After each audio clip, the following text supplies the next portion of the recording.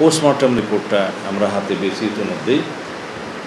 এগুলো সব একসাথে করে কম্পাইল করে চার্জশিট প্রণয়নের কাজটা কালকে রাতের মধ্যে সমাপ্ত হয়েছে। আজকে দিনে আদালতে সেটা সোপর্দ করা হবে, হয়তো ইতিমধ্যে হয়ে গেছে। এবং আদালত এর মধ্যে ছুটিতে যাবে, আপনারা অনেকে জানেন, কিন্তু এই বিশেষ আদালতটা ছুটি মাননীয় চিফ জাস্টিস বাতিল করার চিন্তা করছেন। এখনও হয়েছে কিনা আমি জানি না, এটা আইন মন্ত্রণালয় ডিল করছে। আমরা একজন স্পেশাল পিপি নিয়োগ করেছি শুধুমাত্র এই মামলাটা ডিল করার জন্য। সব কিছু বিবেচনায় আমরা আশা করছি যে আজকের মধ্যে তো চার্জশিট প্রদান করা হবেই, এবং খুব সম্ভবত 5 থেকে 7 দিনের ভিতরে এই বিচার কার্য সমাপ্ত হবে। এর চাইতে বেশি কিছু করার আমাদের পক্ষে এই মুহূর্তে আর বোধহয় সম্ভব না।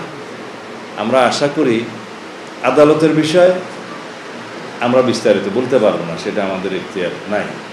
তবে আমরা নিশ্চিত যে মাননীয় আদালত এই প্রসিকিউশন টিমের বক্তব্য শুনে চার্জশিট দেখে এবং এভিডেন্স 164 এগুলো দেখে সঠিক সিদ্ধান্ত নেবেন এবং সর্বোচ্চ শাস্তি নিশ্চিত করা হবে।